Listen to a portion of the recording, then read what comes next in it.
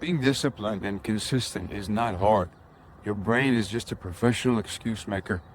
Let me give you the 5-second rule that's going to help you get rid of any procrastination you might have. Mel Robbins has a 5-second rule that no one talks about. And it's anytime you're going to perform an action and there's any kind of mental resistance or barrier, before you even let your mind play games or go to this negotiation mode, you start counting backwards from 5 to 1, and you immediately take action, right? So before you even start going to this negotiation period, when, let's say your alarm goes off, is the perfect example. When you put your alarm for early morning and you have to wake up and you have a choice to either sleep in and be comfortable and relax in bed, and you get more rest and recovery and just feel good, and just sleep in and wake up when the sun light hits your face, and it's not a bad thing, it's good within reason. But in the context of trying to get up and go to the gym or accomplish something or get something done, it requires you to sacrifice. It requires you to get up and not feel that comfort of sleeping in. So when your alarm goes off, no matter what time it is, if you're a 4 a.m. club like me, then it's very challenging sometimes, especially if you don't go to sleep right on time. Right when you wake up, before you even think to yourself, why am I awake or what am I doing? And after you do it for so long, you don't really think too much. You just actually do. It becomes a habit. And even though you might be tired, a little bit sluggish or foggish, you still get up. That's a different video for a different day. We're talking about the 5-second rule.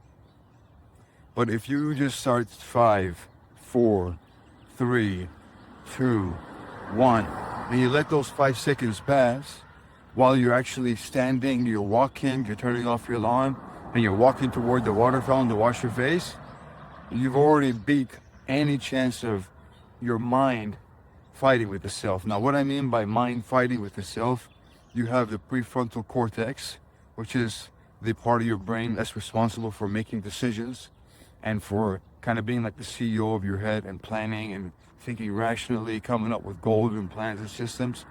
And then you have the amygdala, which is the part of your brain that is responsible for the fight or flight, the response, the reaction. Pretty much it gives, using emotion, it helps your prefrontal cortex, gives it energy to do whatever it has to do. And sometimes it can overpower everything. And that's why you see your brain and you see yourself starting to take action with either fear or intense pleasure or desire or whatever it is. That part is your amygdala of your brain. Now, I'm not a brain scientist. You can go check out other neuroscientists that have extensive videos about these concepts and these subjects, but the gist of it is that these two parts of your brain are constantly in battle with each other, and they actually work with each other too. But in this video, we're talking about the 5-second rule is to not let that emotion side of your brain take over and prevent you from taking the actions that you want to actually take and you said you were going to take. So it's important for us to understand our anatomy, our biology, how our brain works, just so we can break things down and don't be so confused of why I can't do this. Or we always ask ourselves sometimes, I don't know why I did that, or I do these things, but I don't know why, and then I don't like it about myself. But that's all because you have dysregulation between your prefrontal cortex and your amygdala, right? You know certain things are right or wrong. You should not be doing them, but then your emotions get in the way, your desires get in the way. And that's another part of your brain that's too strong and too powerful because you allowed it to be for so long. And you've allowed it to take over, right? And just drift and do whatever feels right, whatever feels good. But the moment you actually start taking action, and you start moving, and you start overriding that part of your brain, all right, that constantly wants to use emotion as the source of making decisions and just performing things that you have no idea why you did, that's when you start getting control back, and that's when you start winning, and that's when you start letting the other side of your brain that you haven't been using for so long get stronger, which is the prefrontal cortex. Overall message is that action beats any kind of motivation or hype. You have to get up and you have to start moving.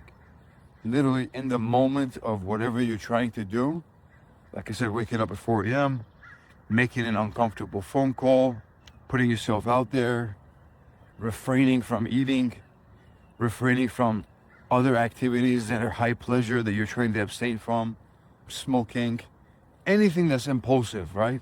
Anything that you do that is considered to be an impulsive act, that is problematic and is addictive, that is exactly what we're talking about. So before you even get yourself into that negotiation mode, start counting from 5 backwards and let the action start dampening the noise and that strong emotional side of you that likes to come over and take over and prevent you, hinder your growth. We're gonna end with that. Action over motivation, right? Let's take some action, let's make it happen. And I'd like to close with the famous quote, you have 2 lives, and your second one starts the moment you realize you only have one.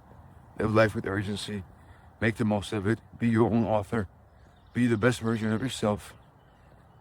Make sure your actions and your beliefs line up, and make sure you actually believe your beliefs and they're not somebody else's beliefs that have been given to you. Self-love, self-tone, self-respect.